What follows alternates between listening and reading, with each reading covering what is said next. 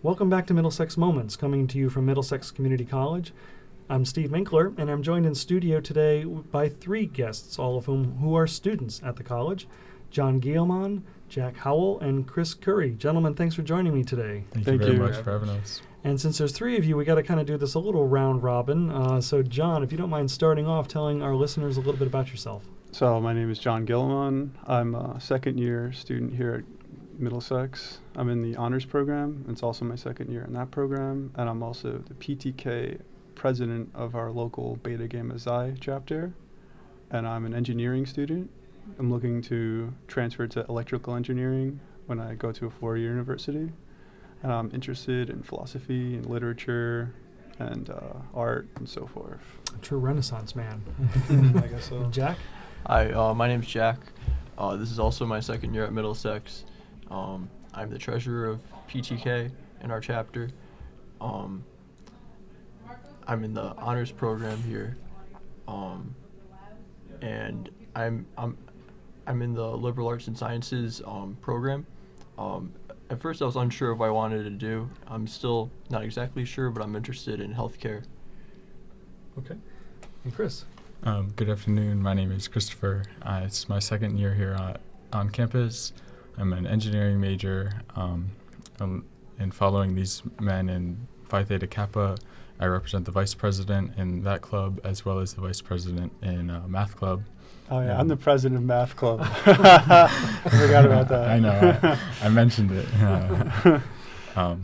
But some personal interests of mine are mountain biking and drawing, so I get a little creative as well as doing some exercise. Awesome. And all three of you are a pretty well-rounded group. I mean, really high-powered students here. You've mentioned Phi Theta Kappa a couple times, and for our listeners' benefit, what is Phi Theta Kappa? So Phi Theta Kappa is an international honors program for community colleges. And this program tries to bring together these students who are working extra hard to give them scholarship opportunities and just better transfer options when looking at four-year schools. Okay. And where are you guys all from? John, where? I'm from New York, Staten Island. Okay. I'm from Durham, Connecticut. From Durham? And From Essex, Connecticut. Okay, so from all around. And you're all in the honors program as well. So you're Correct. members of the Honor Society, but you're also members of our honors program. And maybe, John, tell us a little bit more about what the honors program at Middlesex is. So the honors program, a big deal of it is doing the capstone project, and it's all about pushing, communal virtue and college readiness. So we've gone to college tours. We met with advisors from different colleges, their admissions people, and of course it culminates in the capstone project, which is probably would prepare us if we were to go into any field. Basically, we can pick a research project, and it would be a precursor to doing, dissertations and so forth if we're going masters, because we're going to do pick a topic and do a 10, my topic. I'm writing,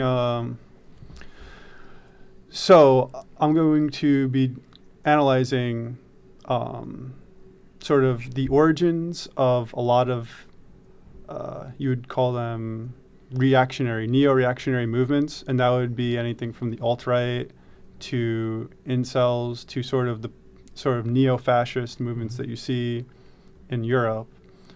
So I'm analyzing all sorts of philosophical and historical sources to sort of put together what are the main sort of motivations for why these movements proliferate, and it could be philosophical. So I have a couple of different sources I'm working with, and it could also be psychological, like I was reading into what extent are people to, what would make, some people predisposed to accepting authoritarianism? And Karen Stenner wrote a paper about that. And then the philosophical sources would be Hannah Arendt's famous Origins of Totalitarianism. And I started to do a play between Steven Pinker. He's a very famous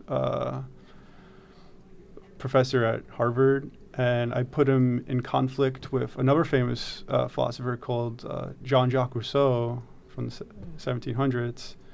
And Pinker would sort of argue. He released a book a year ago called Enlightenment Now, and the main argument of that, it's that progress from the Enlightenment onwards has been nothing but positive, and he uses a lot of data. It's all about looking at the data, and that in all measures, life is better for everyone, and that we only focus on things such as, these movements or terrorist attacks. It's like our psychological biases, because people might believe those are bad things, but he says, well, everything's getting better. These are just sort of anomalies. Mm-hmm. And in contrast, Rousseau believes that life, the more progress we make, we're traveling further from our true nature, and we're becoming corrupted. That the progress takes us away from our natural sense of pity and self-preservation, that we develop a sort of love in relationship to others. And this was relevant, I believe, for our current discussion we had today, when we were saying that stressors come from perception of outside, what other people are doing. And this is the sort of thing Rousseau warned about. So what you get is that people develop desires in society that they cannot, when society develops, that you cannot really, and it breeds inequality, that you cannot really achieve, such as the desire to become incredibly wealthy or do whatever. And that in turn sort of breeds resentment, which could be an explanation. A lot of these neo-reactionary movements are built around that sort of belief that, the liberal elites, or it could be code word for Jews, globalists, are screwing our lives up, and we're going to do something about that. We're going to join one of these movements and so forth. So there's the two and people can go 50-50 on that. Mm-hmm. They can say, I really like all the different gains we've gotten from enlightenment, or people are saying we're getting further and further from some true nature. So kind of a quick summary. So the whole nature of social structures, on the one hand, could either benefit us forever, looking forward, and on the other hand, it maybe takes us away from what our own sense of humanity is, and we try to rationalize pity, it in some fashion. Yeah. So Jack, how about you? You must be looking at what your capstone project for the honors program could be. So my capstone project also tied in closely with our conversation today on mental health and stress. My capstone is essentially about the science of resilience and what factors might lead to someone developing resilience. I guess I should start by defining resilience. Resilience is either a learned or a developed capacity to withstand stress or adversity. And there's many factors that go into developing resilience. And that's what I'm gathering. Along with that, there's the growth mindset, essentially meaning that people are able to grow or continue to develop intelligence or continue to improve, which is in contrast to the fixed mindset, believing that whatever level of stress you have in your life, you're not ever able to handle it better. Resilience. And as college students, you know a thing or two about resilience through stress. Absolutely. So, Chris, how about your capstone topic? What are you looking at? For my capstone project, I'm looking at it's kind of a material research about concrete. So I'm looking at concrete as a very large polluter in our environment, and determining what is the ingredient in what's causing that pollution, and then what are some alternatives to beating that pollution, or how do we lower it. So one ingredient in concrete is cement, and this cement comes from limestone, which needs to be ground and heated, and in that process a lot of CO2 is released, CO2 being a very big greenhouse gas. Causes about 8% of the pollution in the globally. Mm-hmm. So how do we reduce that? And I'm taking kind of a very virgin lens on it, as I wish to continue this study in my engineering career. But I'm looking at, are there alternatives into using different materials other than concrete, or are we just overusing the material what are the proper applications to it, and how do we get away from using an excess amount of it. So it's in the manufacture of concrete where most of the emissions and most of the pollution occurs. Correct. Right? So It's not the actual pouring, but it's the one ingredient in the production of concrete is causing that pollution. Okay. Yeah, no, and then there's got to be a whole universe of possibilities there. Maybe a lot of things have been tried and just haven't had the same strength as concrete or the same utility as concrete. So the magic formula is to find something that has its similar properties but does not pollute the earth as much Correct. as concrete. And Okay, I'm finding cool. that concrete itself is really, the material is almost designed very, very well, Mhm. and getting away from it is proving to be very difficult in my research, because everything is leading back to, well, you could just use concrete and it makes a lot more sense for the job application. But like I said, trying to reduce the amount that we're using it, or coming up with ways where you're with the same strength but half of the use is, Yep. you're still finding a way to overall beat production of it. I think what impresses me about all three of you is how well read you are in each of these three fields. I mean, they're pretty diverse just among the three of you, but the fact that you've had to do some substantial research to get to the point where you are now, has this been something that you've been working on just this one semester, or is this something that's been built over your time here at Middlesex Community College? The conversation about our capstone projects has started last semester as part of the honors program. We were kind of going into the program, we were told that we'd have to put this together, and we found out through just conversing with ourselves, each a personal topic that really we were involved in and that meant a lot to us. So it's been going on for over the summer as well, and we're not close to finishing yet. It looks like it's going to be another probably 4 months of work and research to finalizing the paper. Okay. For John? myself, I've been doing this sort of research for about 2 years, I would say, because I was involved in some online groups sort of observing these movements, their online presence, and trying to develop arguments against it or engage them directly. So, and I also wrote papers about this. I believe I did a paper a year ago now, where the sole focus was the spread of alt-right using YouTube in particular. And then I did a paper the last semester where it was about the methods they use to, mostly around the usage of memes, and how that is sort of a new sort of democratized form of propaganda that people can use to spread ideas. And mostly, some are funny. You look at memes, they're funny, they're relatable. Some of them can be very terrible and have coded racial messages that can have some kind of influence on people. So this time there's like an evolution where I'm now focusing on the philosophical and sort of other origins, more research-based. That's, going back a little bit. Yeah, so your interest in this field has kind of matured as Yeah. time has gone on, as you've learned Yes. more in your classwork and just done the research that you've needed. Yeah, of course. And Jack, how did you first get interested in the topic of resilience? I've always had an interest in mental health and stress, and because I've had a lot of stress in my life. Like a lot of other people, but I seem to have kind of internalized it. I didn't have the best coping mechanisms, and it eventually led to even physical health issues. So my research has been going on for a few years now, and originally I was more interested in like biological, more like medical, pharmacological approaches to health, and now I have kind of a developing interest in how our mindset, or how we view life affects our health. Okay. Well, guys, it's time for a short break here.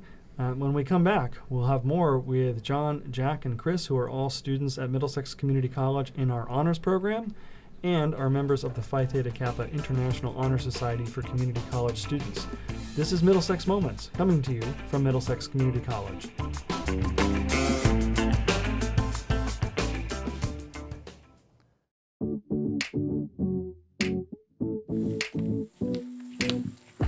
What is learning comments? Don't know. Maybe we should check. need to do some of our assignments together. Maybe they have a group study area.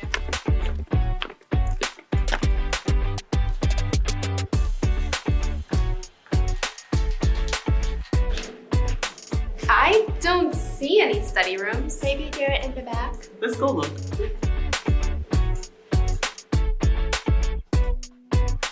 Whoa, that's a lot of DVDs.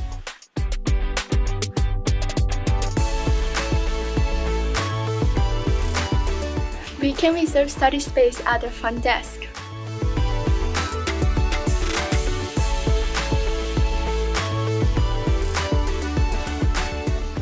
Hi. Hi, can we book a study room? Sure, I can book the room for you. What project are you working on? It's a group project for a psychology class. Do you have the assignment sheet? My professor said it's on Blackboard, but we don't know how to get that. No, do you want to talk to the distance learning staff? They can get you started with Blackboard. Sure. Hi, is this distance learning? Yes, hi. How may I help you? We need to access our assignment on Blackboard, but we don't know how. Oh, it's easy. You just have to go to my.comnet.edu and log in with your NetID and password. I used my Comnet to check my financial aid once, but I forgot my password since. Well, that's okay. We can reset that for you today. That would be great. Okay, well, why don't you come over to this computer and I can help you. You go to my.comnet.edu, log on with your NetID and password. Then click on the Blackboard icon and you will see your course in the course list. Click on the course you want and you can find your assignment sheet there. Now we have the assignment from the professor. Now we can ask the librarian what she can do to help us. Good idea.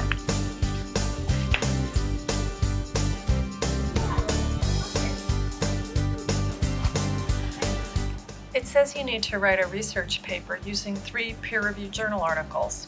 Have you chosen a topic yet? I'm interested in human intelligence. What about personality? That's more interesting.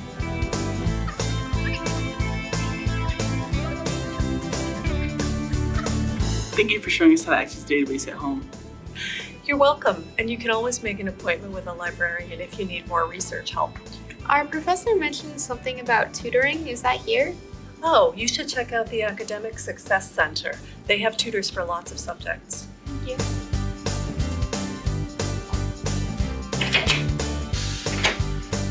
Hello. Hi, is this where we go for tutoring? Yes, welcome to the Academic Success Center. What do you need a tutor for? I need someone to help me with my writing. Okay. I could really use some help with math right now. Okay. I'll be right with you. We have a tutor right over here. This is Janice. And she's gonna help you. Hi. It's nice to meet you. You guys can take a seat. If you come with me, I have the math tutor over here. Thank you. Tutor in hours. Christian needs help with math. Hi, Nice to meet you, Christian. Just have a seat. The library is about research assistance and has great spaces for getting work done. Yeah, this math test is going to be a breeze. It's really great that we know we need to contact distance learning for Blackboard help.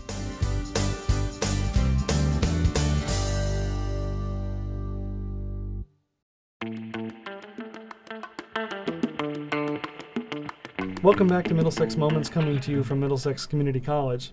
I'm Steve Minkler, together with my guests, John Guillamon, Jack Howell, and Chris Currie, who are all students here at Middlesex, all students in our honors program, and are all 3 of them in our Phi Theta Kappa International Honor Society for 2-year colleges. And one of the things that you guys did as members of Phi Theta Kappa, you're leaders on campus, which says a lot about you. You're not just members of this thing and just have that name on your resume. You are really active on campus here. And you all led the November edition of what we call Courageous Conversations here on campus. And Jack, you talked a little bit off air about how this kind of worked together with you as students, and maybe there's a club that might want to do more with this. So how did this come about, this particular topic? So I'm taking a class at Wesleyan through our honors program, and because of that, I was able to get involved in this club at Wesleyan called Eye to Eye. Every week, Eye to Eye meets at Keigwin Middle School here in Middletown, and it's a club where students with learning disabilities can serve as mentors for students with learning disabilities, and essentially serve to be the role models that we would have liked to have when we were going through school. And learning disabilities, especially if they're not advocated for, or if you're not getting the support you need, it can definitely cause a lot of stress and distress. Okay. And next semester here, I'm actually trying to start a eye-to-eye chapter Awesome. at Middlesex. So the November Courageous Conversation, actually, just to give our listeners a little bit more background, Courageous Conversations is a time to support each other as members of a community. They're not really instructional periods, but how we all get together as people who work and learn and teach here.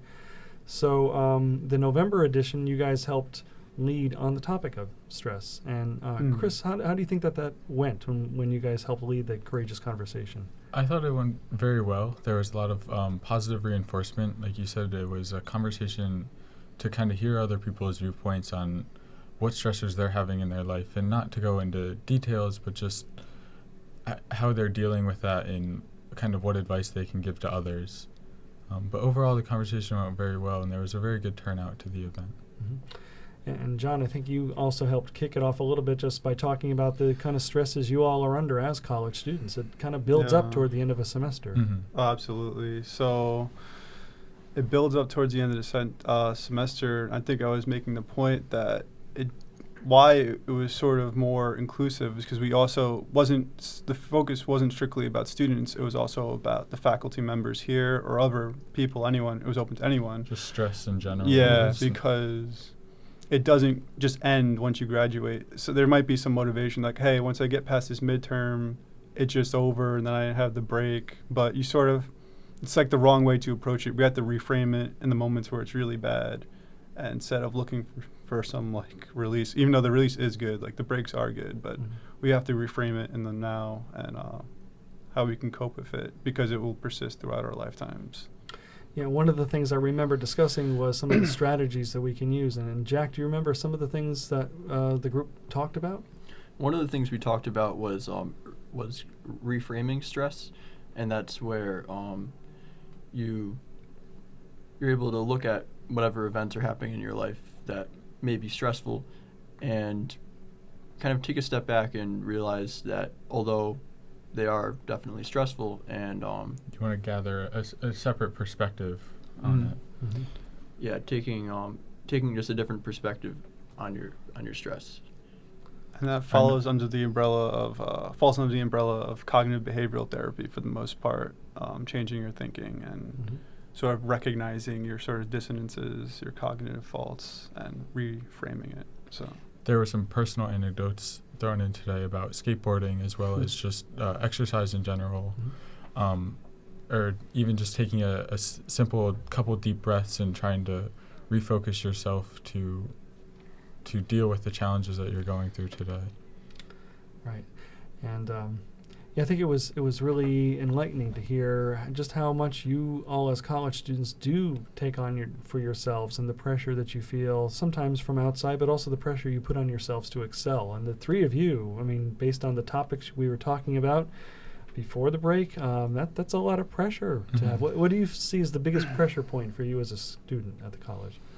I think some of the expectations that I'm put on myself, I don't think it's given through teachers or anyone other than just me trying to find the will to succeed and do very well in my classes. Yeah. Yeah, I can see where that would build up over time. I mean, I see it for myself working here at the college. It's, my own standards for how I want to do my work, and I feel bad if I fall short of that. And as you noted, we're coming up on the end of the semester, and it's all this hard work has been coming, and we're trying to make it to a final endpoint where we're happy with ourselves to be either whether it's the grade or just a project in general, but you want to be successful in that. So trying not to screw up is oftentimes stressful because you put in a lot of energy and effort up to this point. Yeah, John, you're really shaking your head over there. Oh, yeah. So I think a main point that we sort of came to during discussion was that we can't internalize this stuff. So there's the connection between putting the pressure on ourselves internally and how it's based on perceptions of what we see outside and then putting that pressure internally. And I think we came to the conclusion that we should be more open about it, and we should also be open if our teachers, if we're feeling particularly stressful, that they would be understanding and they would work with us to, for extensions or any other advice that they could give us. And that when you try to do it alone is when things can get particularly bad and you'll become destroyed at that point. Yeah, we talked about leaning on each other when that's possible. So let's talk for a couple minutes about Phi Theta Kappa. You helped with this courageous conversation as students who are in the honors program and in Phi Theta Kappa, the honors society.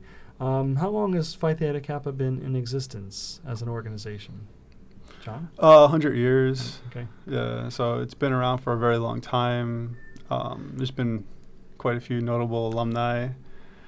None I can name off the top of my head, but hard work works. Working really hard yeah. is So what successful people do. as former President York Clement once said when quoting Denzel Washington, that hard work works. Working really hard is what successful people do. Okay. Yeah. So. Well, tell us, the listeners, a little about the chapter. You guys, as a chapter, have done some amazing work. So to talk about this in terms of our courageous conversation, this is part of an Honors in Action project, which is a requirement through Phi Theta Kappa.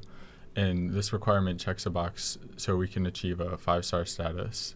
And this status is something that we've held since 2015 at Middlesex. And that's a big feather in our cap. 5 stars, the highest you can get, right? Correct. Okay. So there's a lot of hard work that goes into achieving this status, and as part of our Honors in Action project, we're required to reach out into the community and do a service for them. And so through this courageous conversation, that was our goal, was to try to help students and faculty alike to identifying stressors and helping them deal with these stressors. Okay. And what are some other things happening with the chapter? Jack, you are the treasurer of the chapter? Okay, so does the chapter do any fundraising or other events that kind of help help support the work that you're doing? So I'm the new treasurer for this fall. As of yet, we haven't held any fundraisers for this semester. Okay. So what are some of the other things that the chapter has been involved with here on campus? So I can talk about, we did a regional conference, which was held at Middlesex in the past 2 months, where students from other Phi Theta Kappa chapters from all of New England had come here to meet to go over workshops as well as a keynote speaker. And there was also a college fair as a part of this event. But it was a day-long event here at Middlesex where our Phi Theta Kappa chapter ran it, but it was involved with a lot of other chapters from the region. Mm-hmm. Yeah, I think we had people from all 6 New England states here. Mm-hmm. I remember coming to one part of the event, and there were well over 100 students in the room. Yes, that was fantastic. And double that number with the faculty that had attended as well. Okay. Now, there's also a national conference coming up for Phi Theta Kappa. And what happens at the national conference? So the national conference this year is held in Texas. The way it was described to me was a rave without drugs. Okay. So